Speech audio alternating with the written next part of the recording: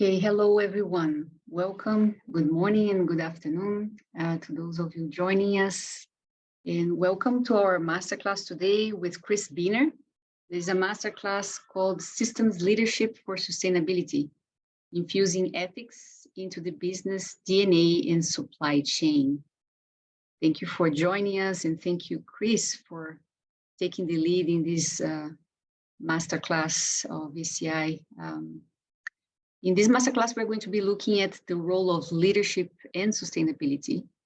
And I would like just to make a comment on something that's certainly very much in my mind these days. It involves the Beef Alliance, which has to do with supply chain of beef. As you know, I'm Brazilian, and Brazil is a major exporter of beef to China.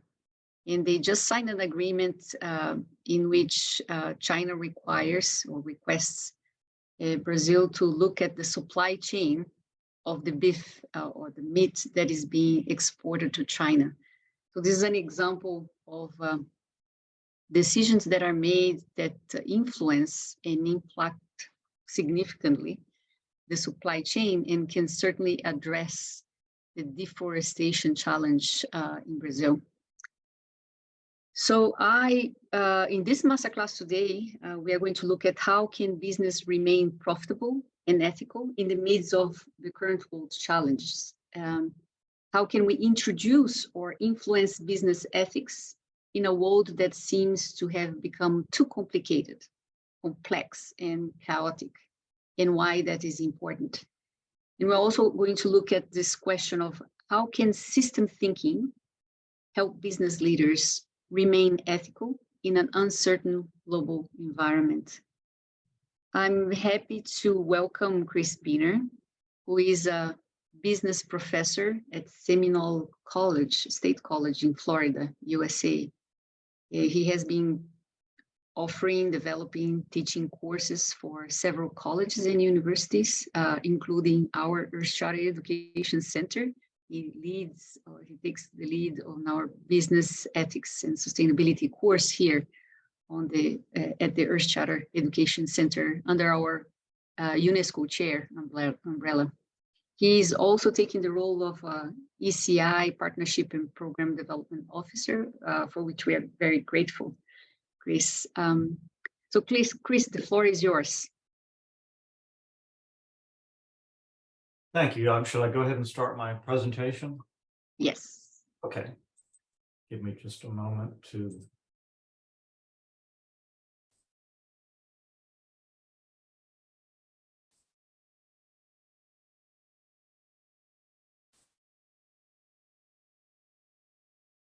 Okay, can everyone see my screen okay? Oh, thank you. And thank you for the introduction, Miriam. Thank you to everyone for attending. I want to give a shout out to my friend Alexa Stone. I see you in the audience, and I haven't seen you since before COVID. I'm glad that you joined us, and I hope that you and everyone learn a lot today. So I wrote a book, System Leadership for Sustainability, and so a lot of the content I'm going to talk about today is based on my book. But I want to talk specifically about ethics. You know, we know what sustainability is. I think everyone on this call is passionate about it. I think we know what ethics is. And I want to talk about business ethics specifically today. So the outline for my presentation, I want to talk about what is ethics, what is business ethics, why should businesses be ethical. I'm going to introduce a couple of concepts you may or may not be familiar with: corporate social responsibility and environmental, social, and governance, or ESG. I want to talk about, to set a context for why we're meeting today, I want to talk about some recent business ethics scandals that were costly, both financially, credibility, and to an extent environmentally. How did they happen? What can we do to prevent it? And then I'm going to lead into talking about the solution, system leadership, and how we can use that and infuse that into ethics to become more ethical and sustainable. And then how do we teach that? And then I'll wrap up with an example of a ethical business system leader. Whoops, sorry about that. So the term ethics, it's derived from the Greek word ethos. And basically ethics are moral principles that govern a person's behavior or conduct. And that can not only be that of a person, but also a group or a culture. Different cultures have different ethical standards that vary based on their beliefs and their history. So we're talking about moral principles that guide our behavior. And ethics is concerned with how people should act, not how they do act. And to give a background, ethics has been talked about for centuries, for millennia. From a Western perspective, Aristotle suggested that in order to achieve happiness and well-being, that was dependent upon having a virtuous character, that you could not really be happy or have quality of life if you were immoral or unethical. From the Eastern philosophies, Hinduism, the concept of dharma, which is a conception of natural law and duties that are required for upholding the natural order. So we can see here's a sustainability, a natural focus of ethics, that it's about upholding the order that exists. And that also, I think, ties in a little bit with systems thinking and system leadership. From a Buddhist perspective, the 5 precepts suggest abstinence from harming living beings, theft, fraud, and forgery, sexual misconduct, lying, and intoxication. Again, many of those tying into the concept of doing the right thing, of having good moral principles. And then back to another Western perspective, St. Thomas Aquinas synthesized both biblical and Aristotelian Greek ethics into a natural law theory, which stated that reason is placed into all of us by nature, and that nature is what guides our actions. Therefore, humans are unique among any creature on the planet, that we have the ability to use reason, to think through what am I doing and why, and should I do it differently. So some people think the term business ethics is an oxymoron, that you can't be ethical if you're a business person. When I was in sales, people used to tell me the joke, do you know how you can tell when a salesperson is lying? And the answer is when their lips are moving. So there's a perception, I think, that business, you have to be unethical if you want to succeed in business. And that's certainly not the case. And I'm going to demonstrate that today.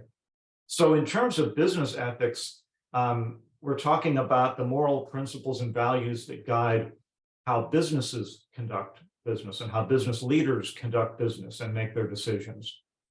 So the question then, when we talk about business ethics, isn't about why or should ethics be a part of business. The question is more, how do we integrate ethics into business?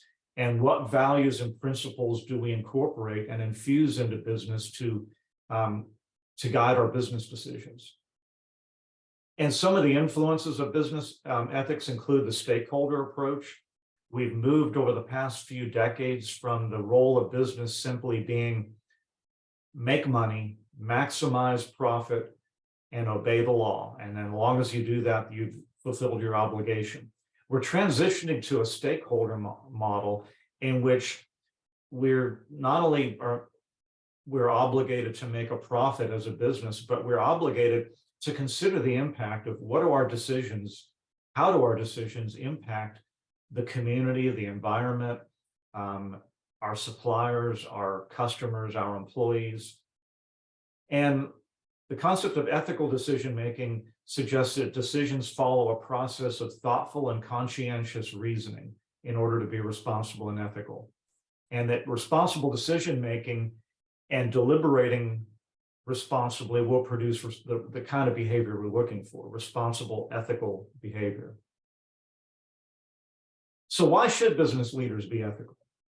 Well, our role in business has changed over the past few centuries, and it's still changing. It's especially with post-COVID and with the supply chain dilemmas we've experienced. we're realizing how much as a society we rely on business and how important business is. But to put it in quantitative terms, numbers, give me some data. Global trade, since after World War II, global trade has increased 26,000% in a 63-year period. That's phenomenal. That tells you how big business is and how global business is. Such an exponential increase. To give a perspective, I mean, the global population has maybe increased 100 or 200% in that time. So that gives you an idea of the dynamic role of business.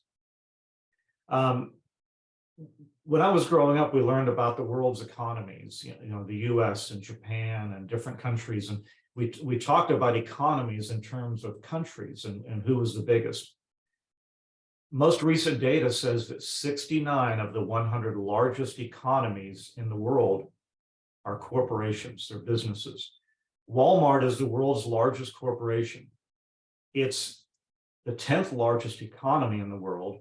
The revenue of Walmart exceeds the revenue of many governments like Australia, South Korea, India. And the revenue of Walmart is almost 10 times the GDP of Costa Rica. You can imagine that.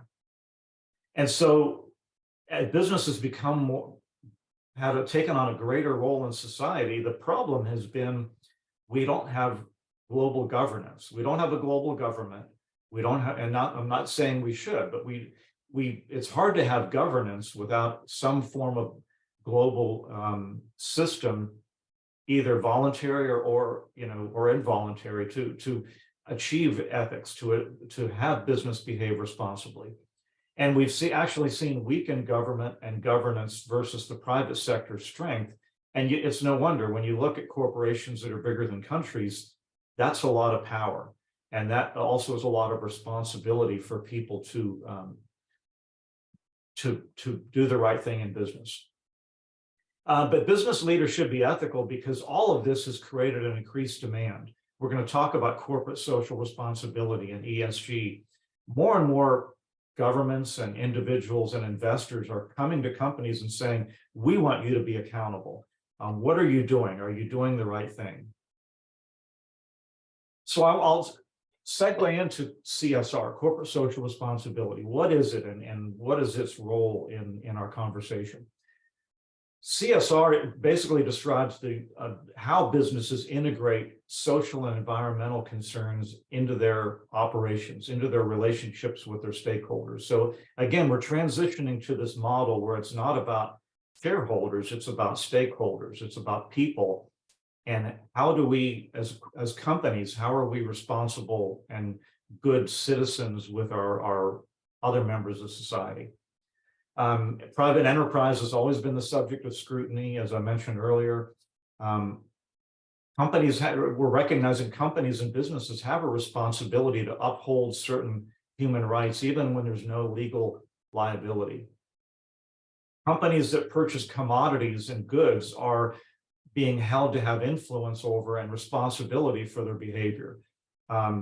Companies can no longer say, I don't know where these coffee beans came from. I don't know where the products that I use to manufacture my computers came from. I'm not responsible for what those suppliers do. We're now being held accountable for the working conditions and how people are treated in the countries that produce the raw materials and the goods that we need.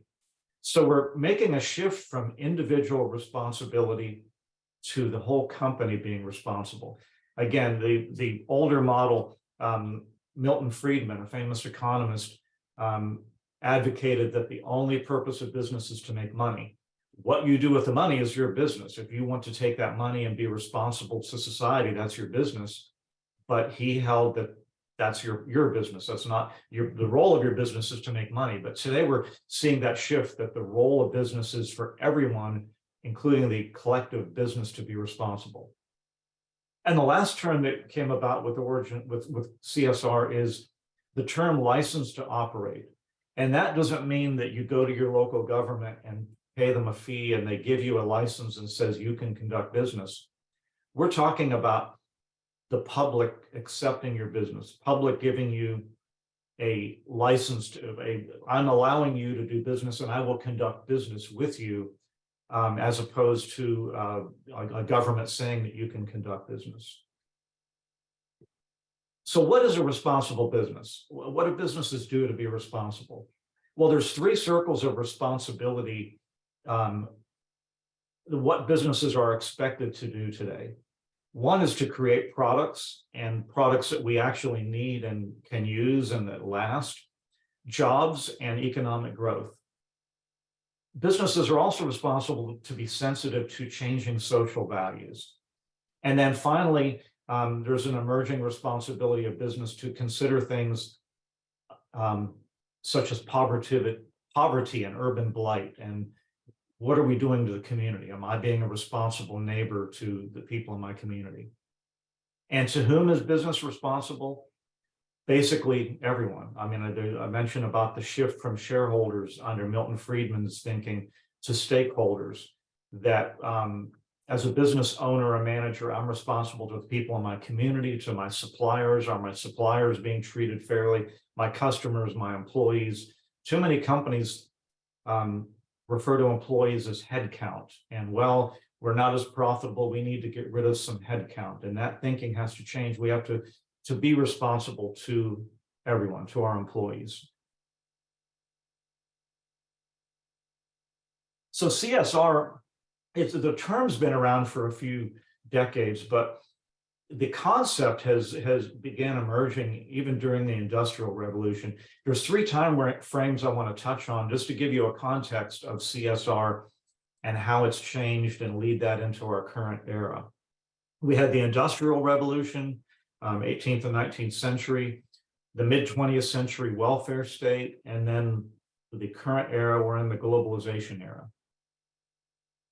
So the Industrial Revolution, many great inventions. Some of them are maybe causing more harm now, but like the internal combustion engine, printing press, various inventions and innovations came about, 15, 16, 1700s that led to the Industrial Revolution, that led to factories and a migration from rural areas to the cities, because that's where the jobs were. That's where, if you want to make a living, you have to go to the city. The result was overcrowding, diseases, civil unrest. We became to think of ourselves and characterize ourselves based on our surroundings and our working conditions. And the working conditions often were not the best, and that affected our well-being in many ways. But it also advanced society in many ways as well. At that point, we went from the abolition of slavery, or from the toleration of slavery, to the abolition of slavery and the rise of the modern corporation. Prior to the Industrial Revolution, with the exception of a few government businesses like it was the Dutch East Indies Company, companies like that, most business was individuals and small companies, landowners. And in the Industrial Revolution, we saw the rise of the modern corporation. The mid-20th century brought about a different perspective, somewhat of a welfare state approach in terms of CSR. Private enterprise was flourishing. It became synonymous to some with imperialism, the new colonialism, in terms of, the governments were no longer or less likely to travel the world and develop colonies and try to take over other countries. Business would do it now, especially after World War II. Businesses became global, and sadly, you can go to indigenous communities in some developing nations, and they may not know things that they should know health-wise, but they certainly know Coca-Cola, McDonald's, terms like that. So the new colonialism, new capitalism after World War I, more and more business owners started to take some voluntary steps to provide benefit to society. Of course, the Great Depression occurred, dramatically changed how people thought. My father grew up at the end of the Great Depression, and that framed his thinking about money and work and trust for decades to come. After World War II, there started to be some cooperation between business and government, more regulation. We recognized pollution was a problem. And then that era kind of also wrapped up a little bit with more and more women's rights and civil rights and equal rights and equality. In the globalization era, post-World War II, as I mentioned, 26,000% increase in global trade. So we started seeing a changing nature of the concept of governance and enforcement in terms of how businesses behave. National power was being eroded by globalization because, as I mentioned, 69 of the 100 largest economies in the world are corporations. They're multinational corporations. So those companies, if they don't like how government is treating them, they can move their operations to another country, or they can reduce their operations in one country, increase in another. There's actually countries that compete today to get businesses to move their operations there and offer them tax incentives to get them to leave the country that they're in. So that's created a governance vacuum at the government, at the global level. And government has deliberately chosen where they don't want to exert influence. In some areas, their governments are stepping up and saying, you need to do this, and in other areas, turning their back. Governments still maintain power, but they don't necessarily have control over what business does. And then the other term, ESG, environmental, social, and governance, that's a framework that where is incorporated into an organization's strategy to consider how to create value for everyone, all stakeholders, employees, customers, suppliers, communities. So it's kind of a build on from the CSR movement and concept. And the ESG, there's three components. The environmental aspect, we're looking at business and their impact and their role and behavior in terms of climate change, greenhouse gases, biodiversity loss. Miriam mentioned deforestation in terms of the beef industry, pollution mitigation, energy efficiency, water management. We're looking at how responsible is a company and an industry in terms of the natural environment. Are they helping? Are they hindering? Are they trying to improve? The S, the social part, we're thinking more and asking more about employee health and safety. Are our employees, maybe they're paid well, but are they healthy? Are they stressed out? Are they on medication because of their working conditions? We're talking about diversity, equity, and inclusion more. Humanitarian crises and conflicts. And then the G part, governance, deals with preventing bribery and corruption, having a more diverse board of directors so that there's a better representation of a company and can better consider all stakeholders. We're looking at executive compensation. Are we overcompensating executives? Are we compensating them too much on short-term measures like stock appreciation and profits and not on longer-term considerations? Looking at privacy, management structure. And all three of these provide a useful framework for looking at risk and return of a company. We're looking more and more at companies that instead of just saying, yes, you're profitable, what is the climate change risk of your company? Are you going to experience loss? The real estate industry in many coastal communities is starting to recognize that many coastal communities will be impacted by sea level rise. And so we're starting to look at how are you responding to that, and will your business be viable 10, 20, 30 years from now instead of one fiscal quarter.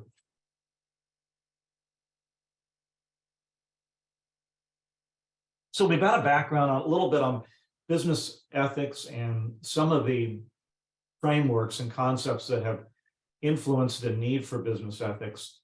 And yet we can't get away from the scandals. I'm going to talk about three different business ethical scandals that occurred just in the past 22 years. And they're very similar. And it kind of reminds me of a quote by Mark Twain, Samuel Clemens, famous American author.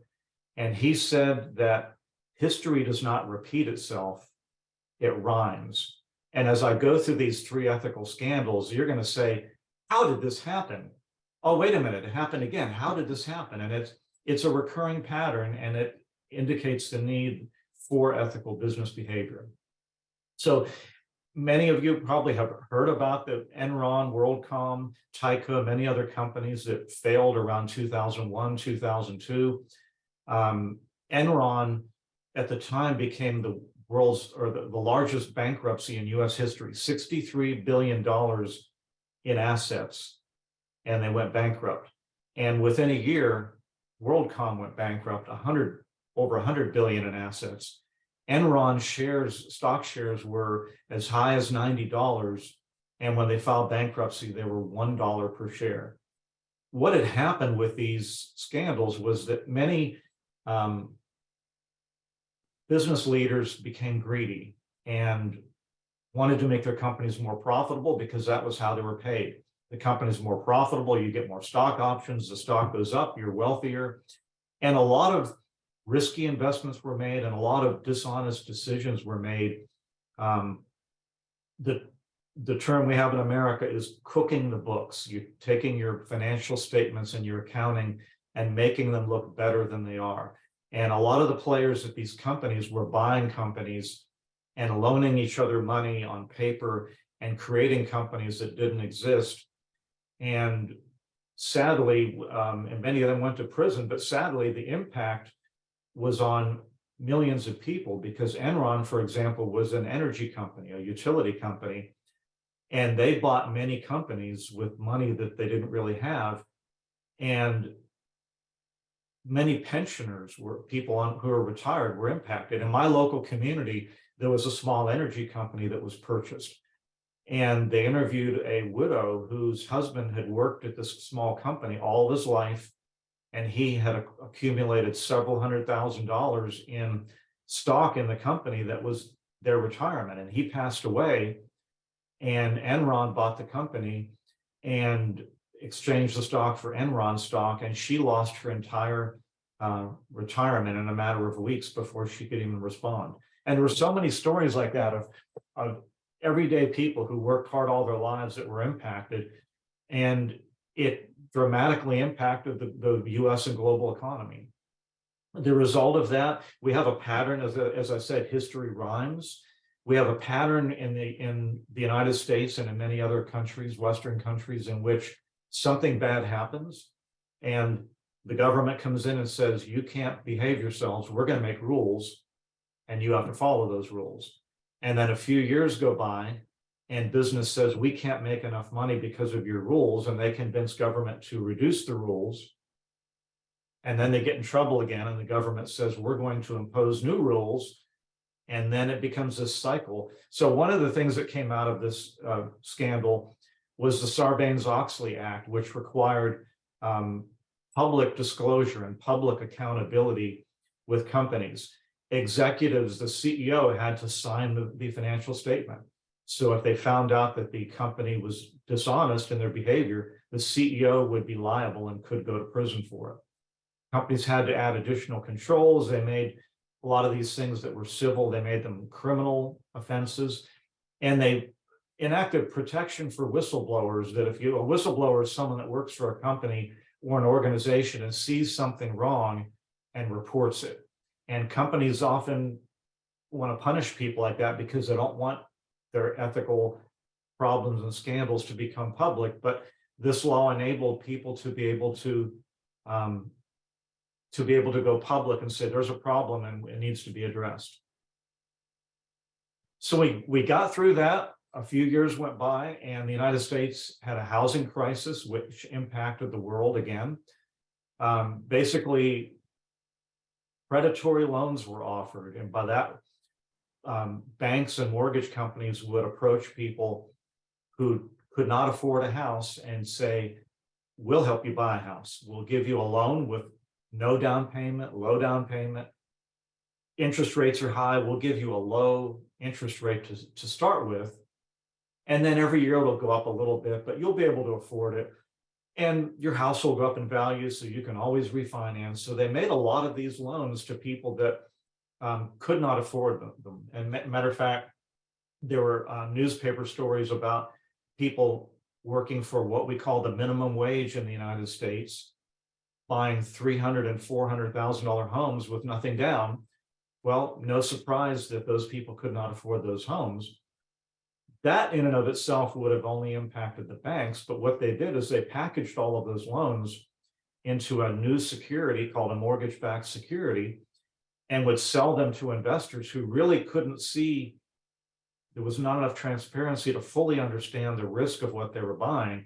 So suddenly banks were buying these and pension funds to earn income. And unfortunately, the housing crisis collapsed, the housing market collapsed in the United States, became too expensive, and millions of homeowners could not afford their loans and they stopped paying them. And all of these assets were worthless. And many companies went bankrupt. Again, the banks were impacted.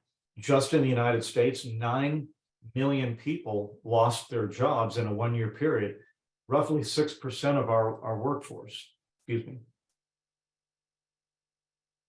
To give you a perspective, I think there's either 4 or 6 million people in Costa Rica. So imagine several Costa Ricas unemployed. That was the impact.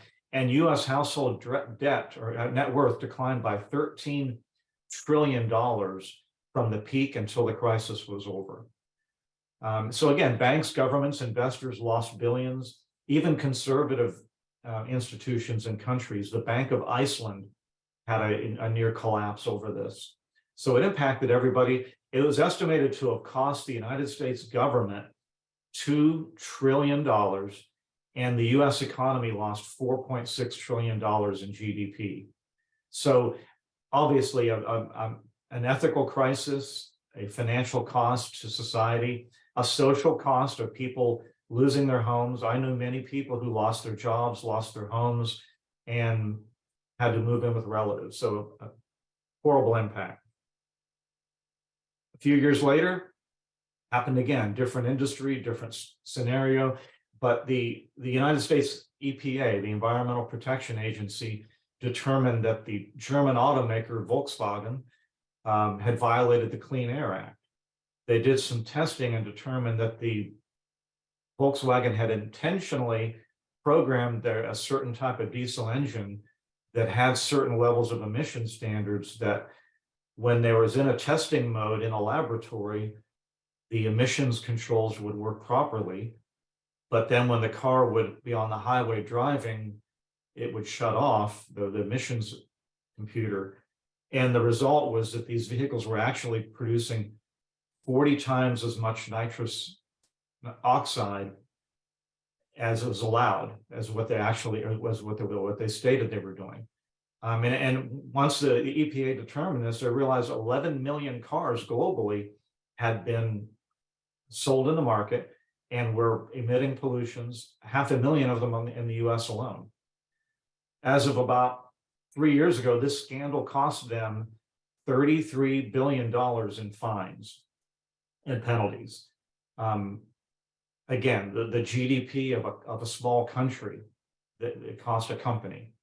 So again, a pattern, a few people, greedy people making an unethical decision. So how did this happen and what are we going to do about it? So mistakes happen. And people sometimes make bad decisions. I've made mistakes. I've made bad decisions.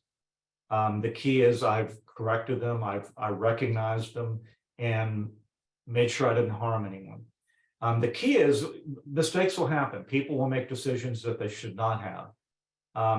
The key is to fix them, not hide them, but fix them before they become a scandal. If someone does something dishonest, terminate them and fix it. If someone makes a bad decision and it turns out there's an environmental cost, fix it, address it. And how this happens, though, how we've gotten in this scenario is that business, society, and the environment are so complex now and so complicated and so interconnected. And we learned that during COVID with the supply chain, that the ripple effect that people being sick in Long Beach, California, where most of the shipping comes from Asia into the United States, suddenly it's shut down and boats are anchored at sea. They can't even get into the port. So we have a very complicated system. And we have to think that way now. We have to think systemically and long-term. We can't think short-term. These business leaders that made these unethical decisions resulting in these scandals made short-term decisions to make a lot of money. And we paid the price for it. In many cases, we're still paying the price. So we've got to get away from that short-term silo thinking where we are in it like a silo, like a grain silo, and we think about what we are and what we're doing, and we don't think about anything else. We've got to get away from that because we can't solve the problems we have. We can't prevent these things from happening if we look at things and events individually. We got to look at long-term solutions and not short-term fixes. So this is, now I want to talk about, you've got a background of business ethics and the problems and what's gone wrong and how we've gotten there. I want to turn this positive. Let's talk about the solution. What are we going to do? How are we going to go forward and be more ethical and more sustainable business leaders? And the answer is system leadership. Some people refer to it as systems leadership, and that's okay. I use the term system because it refers to people influencing beyond the system that they're in, and influencing the greater system. Rather than read these to you, let me just tell you what this means. Many people define it relatively the same way. System leaders are people who influence beyond their boundaries. You're in an organization, you're in a community, you're in a field, a discipline, an industry, but you influence outside of that. And I'll give a quick example. A friend of mine, Chris Castro, was the sustainability officer for the city of Orlando, and he's gone on to work in the Biden administration at the Department of Energy. Chris, when he was with the city of Orlando, his only legal or official influence was the city of Orlando, but he would influence people in other communities to do things because they look at his example and the city's example and say, Chris, I want to be like you. How do we do this? And he would influence people in other cities, counties, states to enact things that the city of Orlando had done. And he would influence people that did not report to him and did not have to listen to him and get them to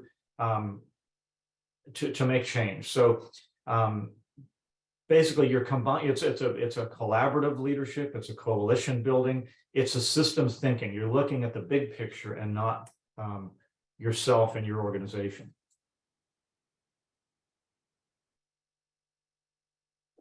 So who are these people? Sounds like they're superheroes, Superman, Wonder Woman.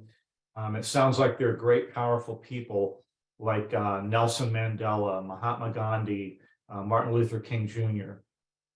And yes, those are system leaders, but everyone on this call is or can be a system leader. They're not unique, extraordinary, powerful people. They're simply people like us that say something needs to happen and I'm going to facilitate it. I don't know how far I'm going to go, but I'm going to reach out of my boundary and I'm going to facilitate change because it's got to happen. It can be anybody. It can be anyone in any organization, in any industry. It can be someone without any form of authority. It can simply be an individual in a company saying, we're doing things wrong. We need to make a change.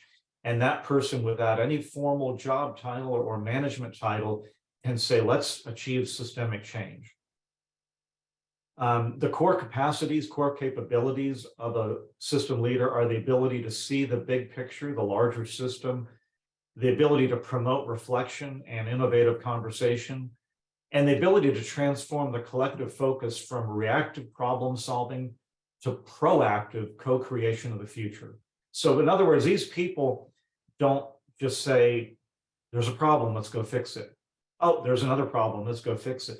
They're looking into the future and saying, what problem is about to happen? And let's all get together and fix it.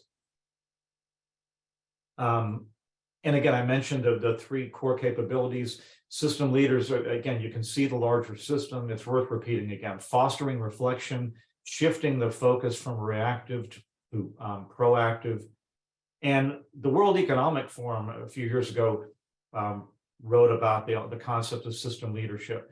And they identified the key elements almost identically to how other people have, that system leaders have a complex systems insight. You can recognize systems and think systemically and see what your role is in the system and what someone else's role is in the system and how you and that someone else can interact and work together. Another element is, the community, the ability to build coalitions and advocacy, and then collaborative leadership skills, again, system leadership, to be able to reach outside of your boundary, your comfort zone, your organization, and influence other people to take part. So how can I do it? How can I infuse this into the DNA, into the business, into the supply chain? System leadership, it enables us to put ethics where it belongs and to make it not just a rule or a policy or a statement that we make that we are an ethical business, but to infuse it into our DNA. System leadership enables us to understand how everything is interconnected. If I pollute here, someone in the next town is impacted. If I cause my company to go bankrupt, my supplier might be financially impacted. System leaders enable us to look at how things are interconnected. The planet's interconnected. Communities are interconnected. And we all know that if part of our body is sick, then we're sick. So if the planet and its systems are not well, if the system is sick, we're all sick. So system leadership enables us to see that. It enables us to influence across boundaries and barriers so we can achieve this change. It enables us to raise awareness of the challenges that if we're facing a challenge, someone else is. And this is actually a quote from the Earth Charter. We need to raise awareness of the interrelated challenges we as a whole face and to orient actions and decisions in such a way that they contribute to planetary well-being. Business, society, and the environment are, as I mentioned earlier, very complex. We can't solve the problems we have by addressing them the way we created them. We have to look at them collectively. We can only overcome these challenges if we move forward and start thinking systemically. And again, we need system leaders who can understand the system, encourage us to reflect and innovate, and then transform. I'm going to talk a little bit about how to become system leaders, how to teach it, and then wrap up with a good example of a system leader. So I came up with, and I talked about this, some of you who are in Costa Rica back in December might recognize this, 3 ways to teach system leadership. The first one is, in the West especially, we've become very mechanized in our thinking, very Newtonian, very industrial age thinking, and of course we've put that influence on the rest of the planet. So we think very mechanical, like the Industrial Revolution. If automobile is not running right, we'll get a mechanic and we'll fix it, we'll tune it, we'll replace something. And we tend to look at our world that way, but our world is not that way. We can't replace a rainforest if it becomes sick.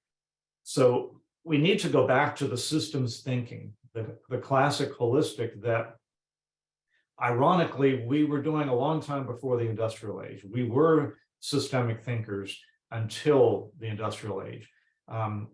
Aristotle famously said, the world is more than the sum of its parts.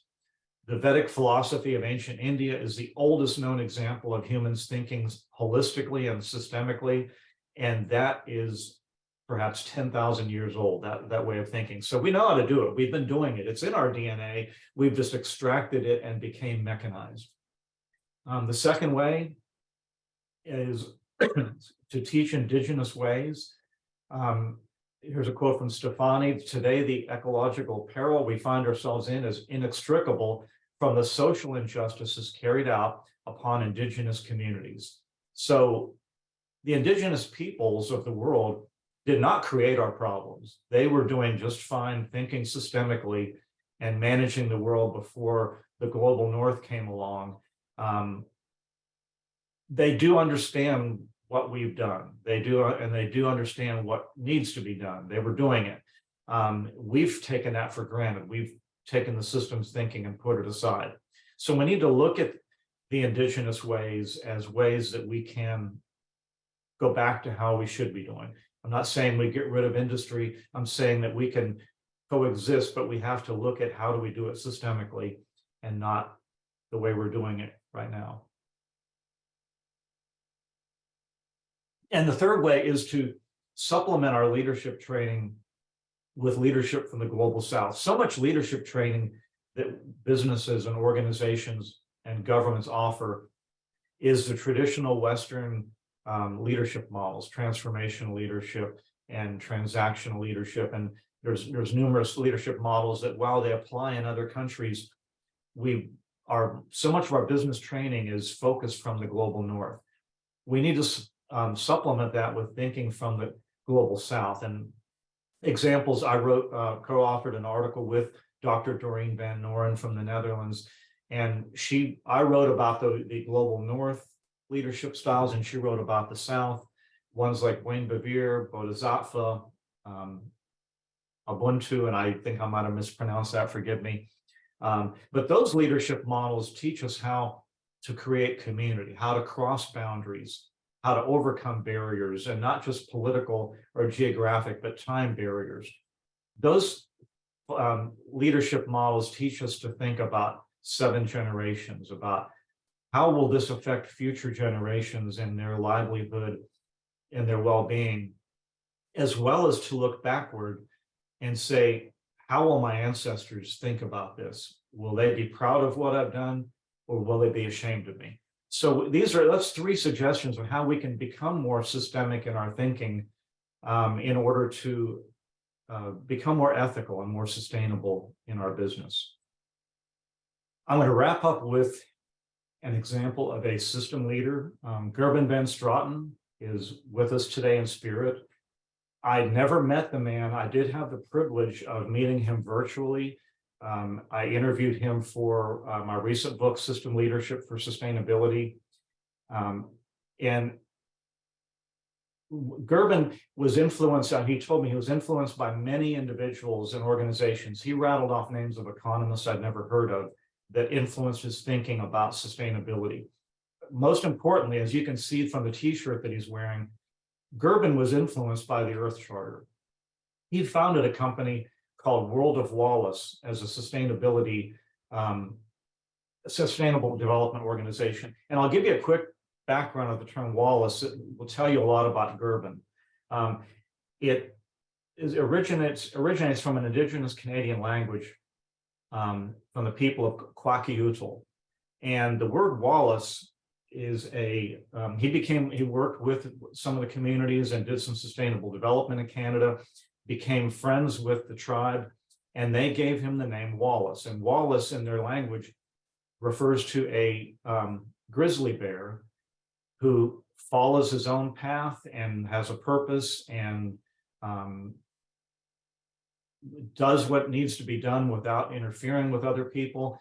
And most importantly, when he comes to visit, you think that that's important. You think that he's a highly valued guest. So if you knew him, you knew that was the type of person he was. So Gerben recognized that the existing development model wasn't working in the world. We were focused on short-term profits, developers making money, get in and get out, build and go, and creating long-term problems for communities. Gerben co-founded World of Wallace to work with governments to purchase abandoned industrial sites and convert them into sustainable, livable communities. And if you Google World of Wallace, you'll see that in several countries, they've gone out and bought what we would call dilapidated urban plight locations and turned them into communities that people can be proud to live in. So I interviewed him for my book, and Gerben,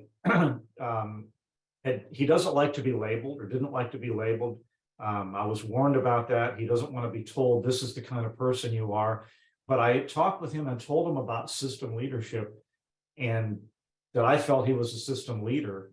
And he had a big grin and he said, that makes sense. And he shared some of his ideas, which I think could help us all be system leaders, and then be able to infuse ethics into what we do, into our businesses, and be more responsible, ethical, and sustainable. He said that the keys are to recognize the parts of the systems that you can control and the parts that you can't control, no matter how hard you try. Understand the human aspects of systems and how humans evolve. He mentioned that the problem with development is that it's planned, and systems and the earth and the planet are not planned, they're evolving. So you can't build a community and plan it and say, this is what it's going to look like. It has to evolve. He said system leadership begins by telling a story, because stories are better understood than systems and algorithms and boring books written by professors. Their stories are things that we remember. He said it's essential to understand evolutionary development versus planned development. An evolutionary way of thinking is necessary to understand the systems that we want to change. And one of my favorite quotes from him, he grew up in Holland, which for thousands of years, most of Holland, the Netherlands, has been below sea level. And he said, it doesn't help if you build a dike in front of your house if your neighbor doesn't also build one. And if anyone doesn't know, what a dike is, a dam that keeps water from coming in. So as far as sustainability and as far as business ethics, it doesn't matter if I'm sustainable if the person next door is not. We all have to do it. We all have to collaborate and work together. And he said collaboration works if people understand that even with their differences, Republican versus Democrat, Europe versus Asia, English versus Spanish, whatever your differences are, you have common interests. And if you collaborate, 1 + 1 doesn't equal 2, it equals 3. And then the most important, he said, if you want to drive system change, you have to really understand what it is you want to change and why do you want to change it. And just briefly, my book, available through Routledge, System Leadership for Sustainability. And I think we can make the slides available so you can see the references that I use to prepare this. And to wrap up, I think we're going to be thinking about some questions. So at this point, I'm going to wrap up and turn it back over to Miriam. Super. Thank you so much, Chris. It's great to hear you. And there are so many things that you raised here that caught my attention. And I'm going to ask you a few questions before I open the floor. Is that okay? So one, of course, your books. So you have written 2 books, Spirituality, Sustainability, and Success, and another book called Systems Leadership for Sustainability. I can see that some elements, several elements from these books are in this presentation, but I would like to ask you, especially the latest book you wrote, Systems Leadership for Sustainability, published in 2019, if you have even changed a few things from what you thought back then when you wrote your book to now, in terms of how you were seeing this role of systems leadership for sustainability. I'm asking this because it called my attention, a quote that you shared here around the shift of from the sole focus on shareholders to stakeholders. So this expanding view of the focus or the interests of business leader being not only limited to the interest of shareholders, but having to expand it to the interest of stakeholders. If you could talk a little bit more about this quote or this idea that you shared here, but also link it to your latest book. Thank you, Marian. I think the one thing that changed, and to tie it into that comment about the shift from shareholders to stakeholders, I had made that shift in my life, and a lot of people have not, obviously. And I think it's because we don't think systemically, because I think it's human nature to survive. I've used I think with you, I've mentioned the term shifting from surviving to thriving in several different scenarios that we think about. We get in a survival mode, and my job as a business manager, I've got to make money. If I don't make profits, my business won't survive. My employees won't have jobs. My family can't eat. And so we tend to, the business world can be cutthroat because I'm not the only person in the world who does something, other people do. So we tend to think in a survival mode. And when you get in a survival mode, the adrenaline flows and you get your blinders on, and you don't look around you because you don't want someone to get you. You don't want someone to steal your customer, to take your money. So you focus straight ahead on your goal and you survive. And long term, do you thrive? Maybe you do, maybe you don't. If you're constantly, we know from scientific studies, if you're in survival mode constantly and you're living on adrenaline, it's bad for your heart. Maybe no coincidence that so many corporate officers have heart attacks. That it's very intense. So I'll tell you quickly how I came up with the idea for the book, and then segue back to the question.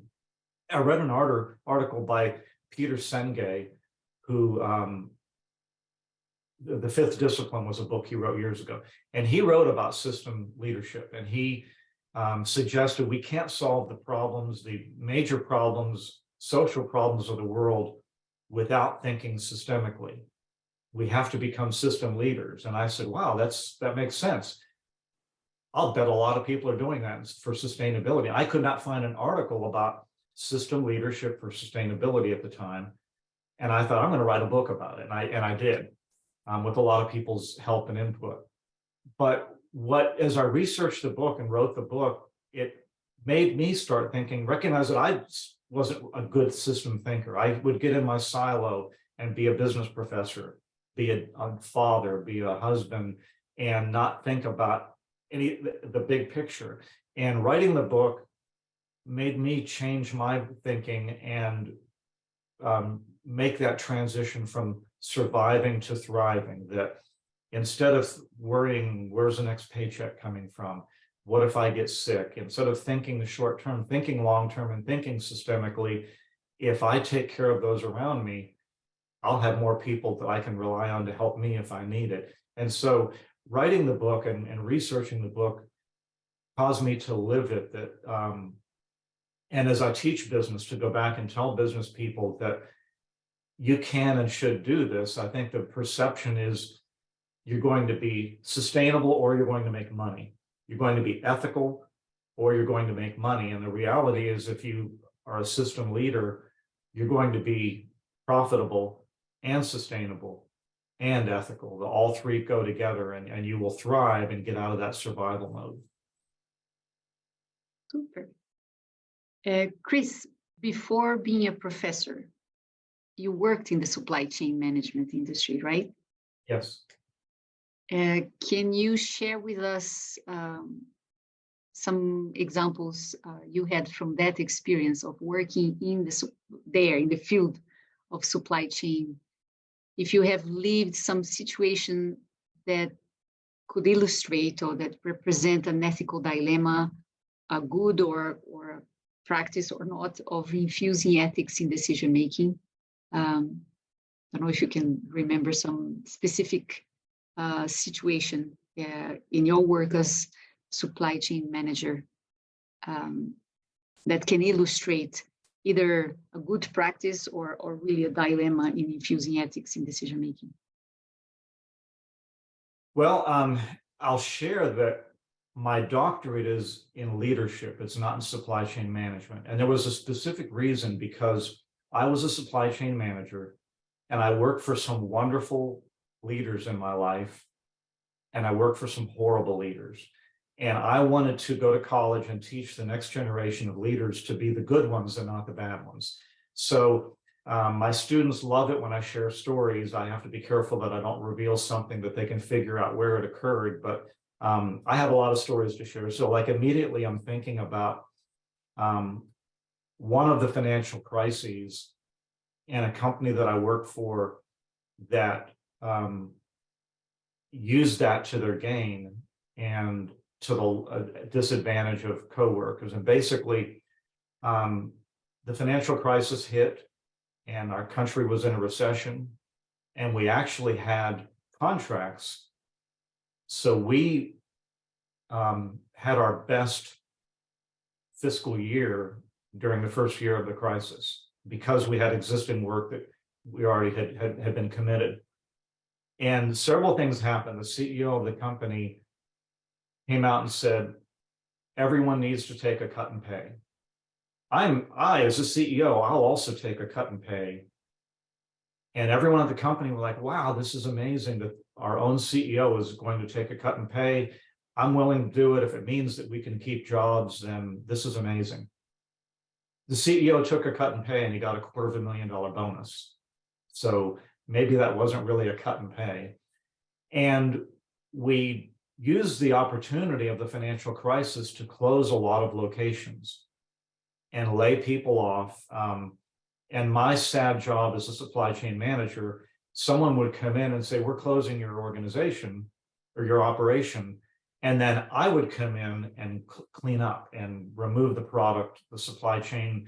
I was in charge of it. I would arrange shipment to other locations, sell it. So I had the misfortune of facing people that knew it wasn't my fault, but still I represented the people who were taking their jobs away. And I saw a lot of people do some short-sighted things to make bonuses during that time.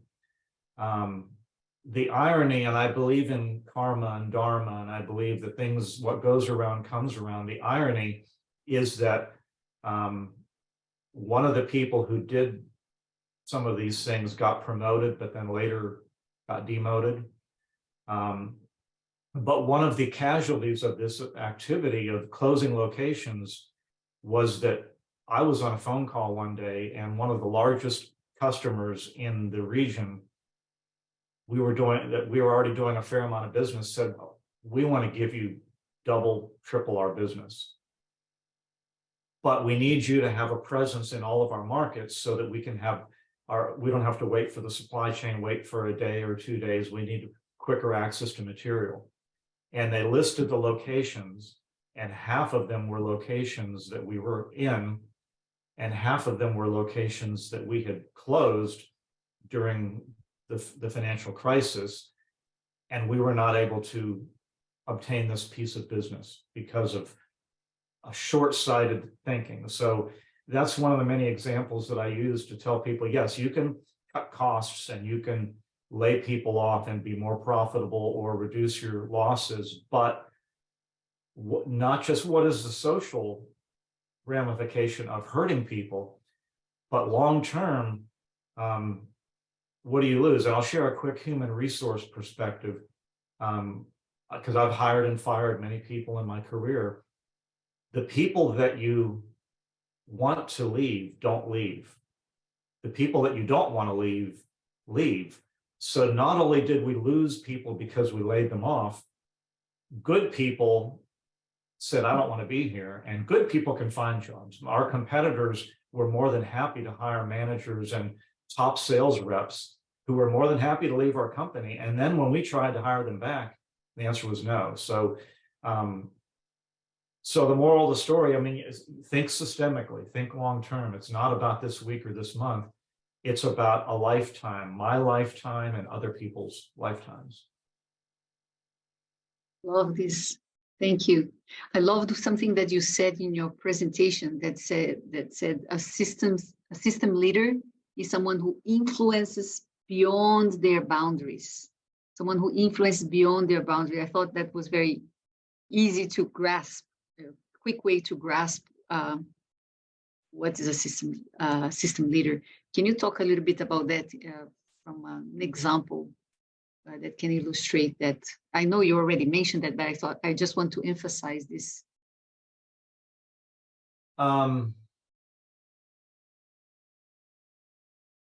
You put me on the spot, but I think I can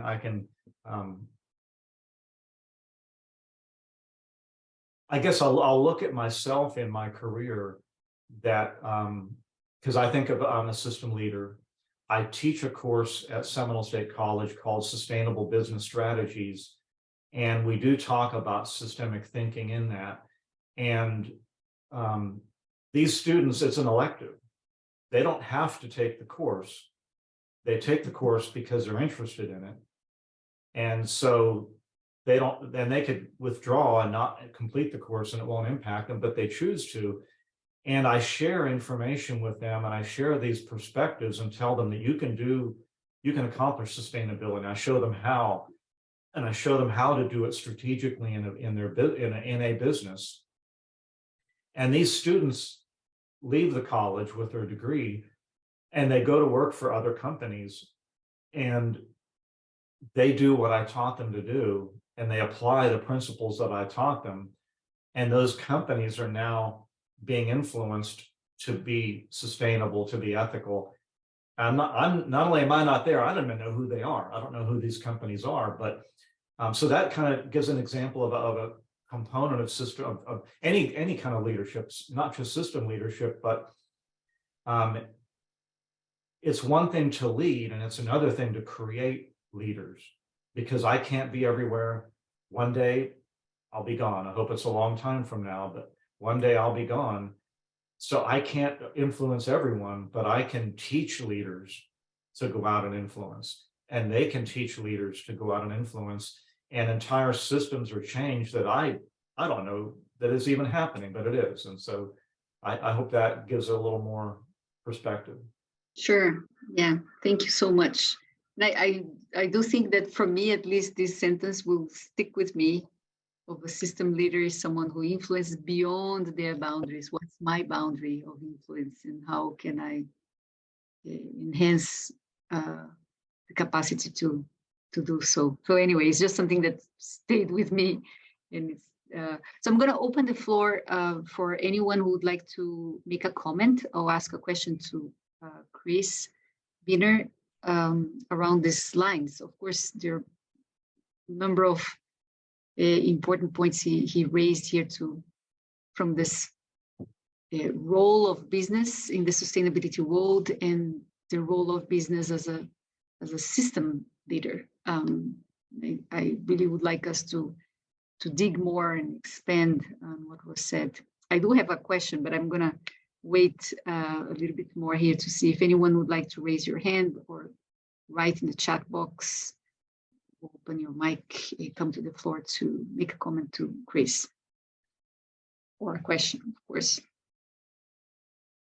I do have a question for Chris. Hey, everybody, this is Alexa Stone.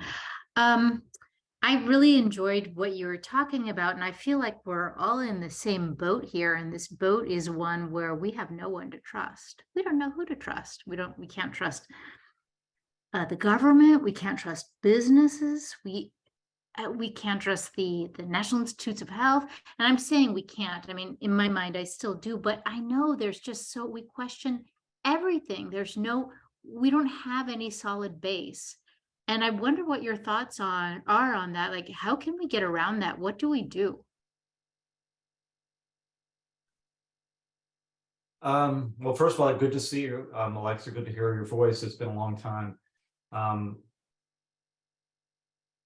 That's a challenge. And I don't have an answer as much as a perspective, and that is that I have hope, and I don't want to sound like a wishy-washy, I'm living in Pollyanna, but I have hope for this generation is going to hold those people accountable, is demanding transparency.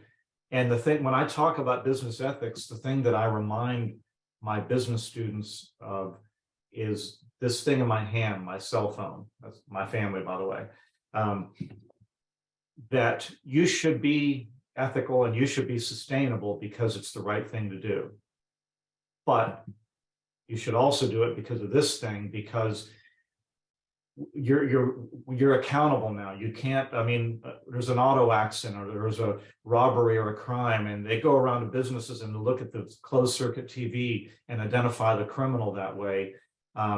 Business leaders are getting, and government leaders are losing their jobs because they make comments, inappropriate comments in what they think are private meetings, and someone's sitting there with their phone recording it and it hits the news headline.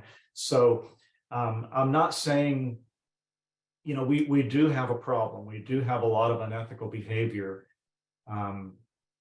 But I think we're starting to see more accountability. And so my hope is that I don't want to do anything wrong, but I certainly don't want to get caught doing anything wrong. So I'm hoping that more people will say, I want to do the right thing, but more people will also say, I don't like this diversity stuff. I don't like the sustainability stuff, but I don't want that on the front page of the newspaper. So I'm going to keep my mouth shut and I'm going to do what I should do. And so I'm hoping that either because it's the right thing to do or because of fear of accountability, I'm hoping that we start seeing more of the change that I think we're seeing when we look at the media.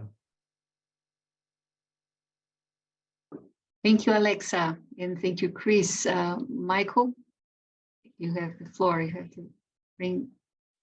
Oops. I'm trying to get my camera. Chris, thank you very much for your excellent presentation. It was really thought-provoking and meaningful. And I just would like to ask a question that I'm really curious about. And I'm going to use in the context of some recent news that we would have heard in the US, which is that a large national firm, Bed Bath & Beyond, went out of business within the last week. And I've read some information about it.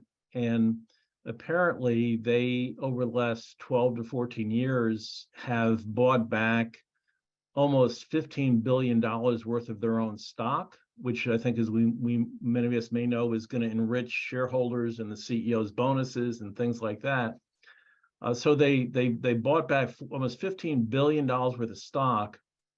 They only needed $550 million of cash to stay open, but they didn't have the cash. So they went out of business. Thousands of people lost jobs. And my question is, that's the mainstream, at least in the US, in terms of stakeholders. The stakeholders still, even despite some commentary, are really just the shareholders. And where do we start the next part of that discussion about broadening the base of the stakeholders beyond just the people that own stock or those that run these companies, and in the US make millions of dollars, and the CEO of Bed Bath & Beyond is going to retire from them going bankrupt with millions of dollars in the bank. The people who lost their jobs this week are going to be in a different position. How do we start that, not only start the discussion, but start it more assertively? What's the name of the company again, Michael? The name of the company, can you repeat? It's a Bed Bath & Beyond. Thank you. Chris? Michael, I did not expect an easy question from you. But that's a valid question, because again, history doesn't repeat itself, it rhymes, like Mark Twain said. And this isn't the first time that we've had a situation of corporate small group of people enriching themselves at the expense of the masses. I mean, that's happened throughout history, not as much by businesses, by governments, by the wealthy. I think the solution is here in this room with the handful of us, as well as the ones who are going to watch the recording, who paid for the recording elsewhere. The solution is grassroots. It's one at a time. It's reaching out to people, to business people, and people who know people. It's through social media, through whatever method, letting people know that this is not acceptable. And a lot of people, I think we tend to become numb at least I know in the United States, to what's going on. Like, I can't do anything about it. Michael, I can't answer your question. There's nothing we can do, but there's everything that we can do. I tell my students that you all vote in elections, vote with this, vote with your money. And so I think that the key is to all of us to start having a conversation with our circles of influence and go reach outside of our systems and have this conversation. Is this right? Is this how you want to do business? And is that how you think businesses should treat people? And when they say no, say vote with your wallet. And we can't vote with our wallet with Bed Bath and Beyond because they're going out of business anyway. But I think if we start having the conversation with everyone we know that we need to be doing business with the right people and not doing business with the wrong people, whether it be companies that do corporate buybacks and make themselves richer at our expense, companies that lay off 10,000 people. Do your homework when you're shopping. Do I want to do business with this company? Why am I doing business with this company? And are they doing the right thing? And if they're not, either I'm not going to do business with them, or sometimes you have to do business with a company, but you can send emails, you can talk to people, and you can try to influence that systemic change. So again, it starts with one. It starts with I hate to use the US Army term, but an army of one. It starts with an army of one, and each of us goes out and talks to someone and says, I'm going to do things different. Are you, Michael? And then you go say, Miriam, I'm going to do things different. Are you? And so I'm hoping that a grassroots system leadership approach like that is what I think it's what needs to happen, and I believe it can happen. So I hope that in a roundabout way answered your question. Great. Thank you, Chris. Thank you, Chris. Anyone else would like to make a comment or ask a question to Chris, or even share some of your own ideas on this important question on business, leadership, ethics, and how ethics can be infused in the work of business? Okay, while we wait for anyone to raise your hand, Chris, you talked about CSR. You talked about corporate social responsibility, and you talked a little bit about ESG. Can you expand a little bit more on how you see the role of this wave, noise, buzz around first the shift, if there is a shift, and what's the in a nutshell, what's the difference between CSR and ESG, and then how these waves or this buzz can help different spheres to infuse more ethics into the work of business? Well, CSR is to me like the framework of what a company should be doing to be more responsible, to be a better citizen in the global marketplace. ESG is more the framework for how do we measure that? You're telling me you're being responsible. How do I know that? So I look at the E and the S and the G, and what is your company doing with each of them? I think if you read the media and the news in the United States, sometimes you think that we're not making any traction at all. But I think when you get beyond the hype and the nonsense in the media, and you talk to the business leaders, what you find is more and more business leaders are embracing ESG.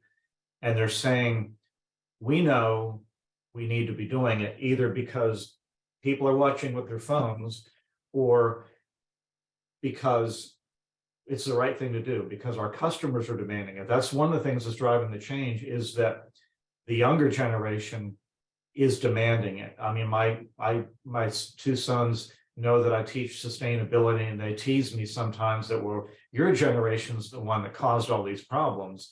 And they're joking, but they're serious, because our generation caused all these problems. And the next generation is saying, fix them. We want the solution. We want it fixed. And they're demanding this. So ESG is the framework for how do we measure it. And again, in Florida, we've got some events going on politically where the concept of ESG and related terms like diversity are being attacked. But when you peel the onion and you look underneath and you talk to the business leaders, they recognize it. If you look at BlackRock, which is a major global investment company, $7 trillion in assets. And if you can picture, that's $7,000. That's a lot of money. I believe they're the largest asset management company, one of the largest in the world, and they have embraced ESG and are using that as a criteria to look at investments. You know, it takes time, it takes a transition, but more and more companies are saying, we have to do it. And more investors are saying, I don't want to be the one caught holding an investment that goes bankrupt not because of a Bed Bath & Beyond scenario, but because they did the wrong thing and they got caught. So more and more investors are again saying, whether it's because of money or because of ethics, more and more investors are saying, I want to be careful. I want to be careful what investments I own. So I think, again, when you look beyond the media hype and the political yelling and screaming, I think we're seeing a quiet movement to where it's just becoming like, yeah, we have to do it. Let's do it. Let's just do it. And let's quit talking about it. Let other people complain while we're doing it.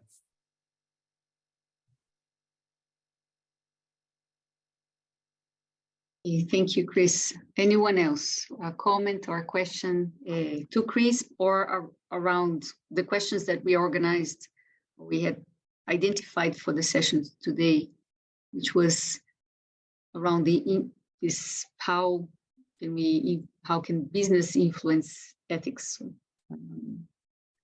in this current world, and why that is important. In the how and why, Chris, you mentioned something interesting. You said it's not about why, but how ethics can be used in the work of business, because the why should already be there. I thought that was quite interesting what you said. It's not about why, but how ethics. So I give the floor to Michael, but I already asked you to think about expanding a bit more on this how word that you used in your presentation, how ethics can be infused in the work of business. Michael? Yep. Mir, I think I can just leverage off that. I wanted to touch on a point Chris made earlier, which is that, how do we provide support for the Southern Hemisphere for them to more or less move forward with a different model than what we've had in primarily Europe and in the U.S. And I think Miriam's how is really part of that. Is so how do we support a transformation, if you will, in terms of how business is done to make it more sustainable in the Southern Hemisphere, recognizing that a lot of the people that might be available either from the point of view of consulting or resources are coming from the Northern Hemisphere and have a certain outlook on life that's going to be different than what we're suggesting.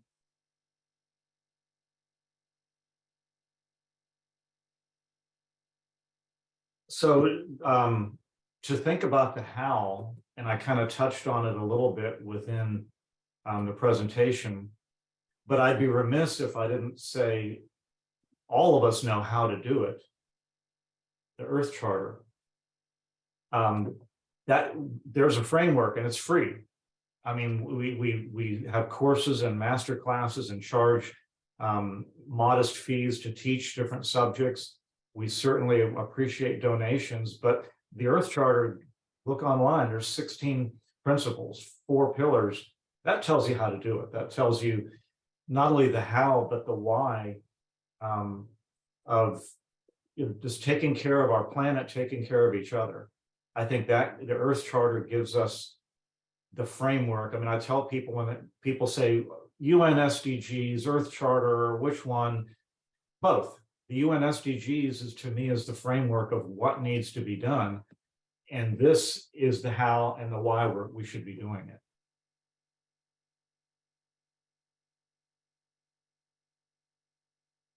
Good, thank you. It's important for us to think about the decision-making process that takes. Hello?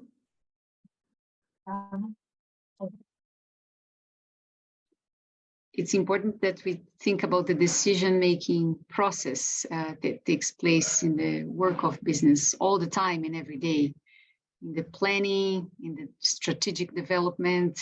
I often think of how how much business leaders are asking that question of the short-term, mid-term, and long-term impact of the decisions that they are making in the beyond their boundaries, to use the words that you used, Chris, beyond the walls of the business. So the impact of the decisions of every institution in the business is making in the supply chain, in the environmental dimension, social dimension, economic dimension of beyond the walls. So I think it's in this question of how ethics can be infused in the work of business is making sure decision making at the business leadership level is really looking at, well, Earth Charter as an ethical reference to help ask the questions and find the blind spots or the gaps when business are not looking necessarily at beyond their boundaries and beyond their sphere of what they can see, the sphere of action, but also the impact of their decisions. Okay, anyone else would like to make a question or a comment on these topics? DNA of supply chain, DNA and supply chain of the business, infusing ethics. I like this metaphor of the DNA, Chris, very much, because CSR and sustainability have often been seen as something, a band-aid, something extra, aside from the core and most important decisions of the business. And I don't know how much this has changed, but as we have heard from you today, there is significant change taking place that is not only looking at sustainability and ethics inside the box of CSR, but shifting that beyond the box of CSR inside the business and really infusing that in the DNA of the business world. But I do think that still represents some challenges, no? The business decision making. Can you talk a little bit more about the challenge that can represent to really make that shift, to infuse it in the blood system or the DNA of the business, and not just as a side department that is running the CSR? Yeah, I'm going to answer that, and then I want to jump back to the how, because I did have a thought come up. One of the challenges is, if we go back to thinking systemically, if I'm a business owner, I'm not on an island all by myself. I'm in a system. And that poses a challenge, because if I say I'm going to pay my employees more money because they need more money to live, and my competitor does not do that, then I'm ethical, but I might go out of business. So then, or anything that I do, if I say I'm only going to buy coffee beans that are grown in a fair manner in Costa Rica and the people are paid a fair wage, and I spend more money buying my coffee and I have to charge more for that coffee, and my competitor does not do that, I might go out of business. So that's a challenge, that it's not a level playing field in business, and there are people who will do anything they can to undermine you. I think the challenge, and the thing I tell people when I talk about sustainability, and this applies to ethics too, is be sustainable, do the right thing, but then talk about it.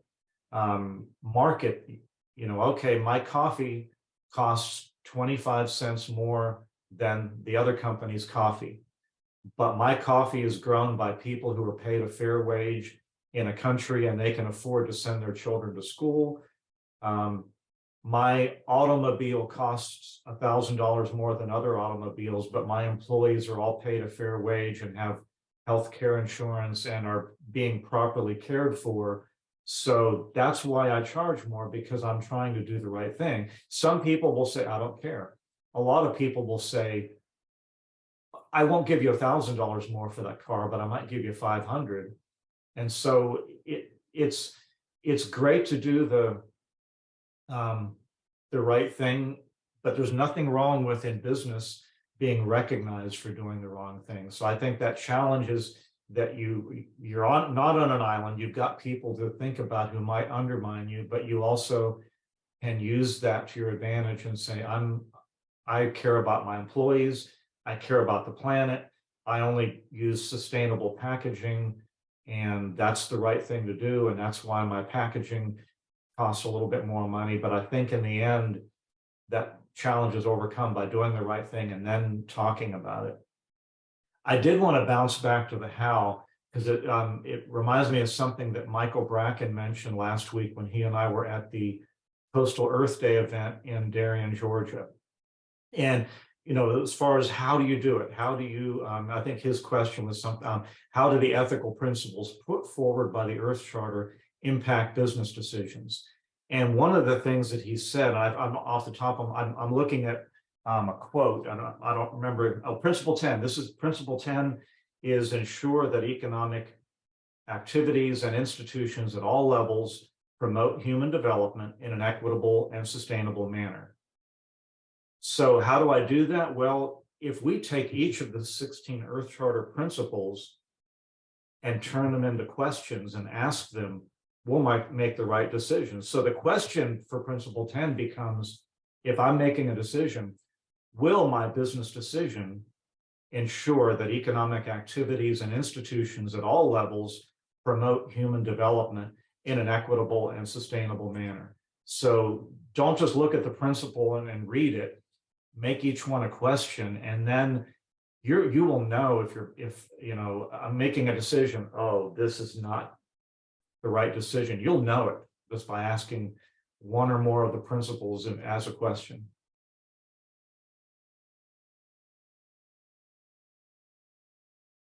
I was hearing you, it just came to my mind several ideas about what you just shared, of things that we could do here also with Earth Charter International. Okay, floor is open again. Anyone would like to raise your hand and come to the floor?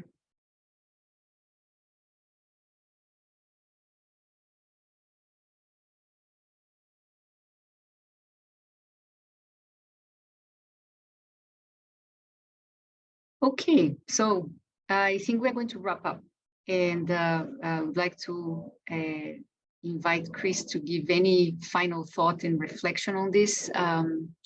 And before that, to share with you that Chris is also part of the ECI Education Center faculty. And as such, he offers not just a masterclass such as this one, but also a course on business and ethics for sustainability with the Earth Charter. So you're all invited to look at information about this in our website. And stay tuned for the next masterclass that we are offering next month. Chris, the floor is yours for your last reflection on this topic. I want to share a story of how I encountered the Earth Charter and use that as your message I'm sending you out into the world with. I had never heard of the Earth Charter. I had taken a training program with the University for Peace in Costa Rica online. And one day I got an email, would you like to take a certificate in education for sustainable development? I said, yes, I'd love to. And I enrolled and I logged in. I'm like, Earth Charter, what's that? I thought this was UPeace in Costa Rica. And UPeace had sent me the link on behalf of the Earth Charter. And I never heard of the Earth Charter. And I just fell in love with the concept. And that's where in that training, I realized that the UN SDGs are what we should be doing. And the Earth Charter is the how and the why of what we should be doing. And obviously, that was 5 years ago, and 4 or 5 years ago, and I'm now very active and involved with the Earth Charter. But the first time I went to Costa Rica, Marion invited me to come to the conference. I've been to 2 of them now.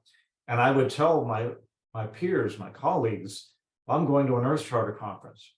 Earth Charter, what's that? I've never heard of that. Well, it's at the UN University for Peace, the UNESCO chair. Oh, UNESCO. So I started telling people I'm going to a UNESCO meeting because it was easier than saying the same thing over and over again. And I know that was wrong. But the message I want to share with you is that this is a powerful document, a powerful movement, and we have a tremendous educational system, educational center in Costa Rica that Marion and a wonderful crew down there run for us. And we have a lot to offer. And it's like a hidden gem. More people need to know about it. I've yet to have someone attend a masterclass, attend a course, talk to me about it and say, that's stupid. Why would I want to be? Everyone's like, Earth Charter, that's interesting. Tell me more. So my parting message to all of you is, if you don't know a lot about the Earth Charter, go on the website and learn. Tell people about it. If you know a business, if you're a business leader, if you know a business leader, ask them to enroll in the course. We have a young leadership sustainability. What's LSE stand for? Forgive me, Marion. Leadership, sustainability, and ethics. Ethics. Okay.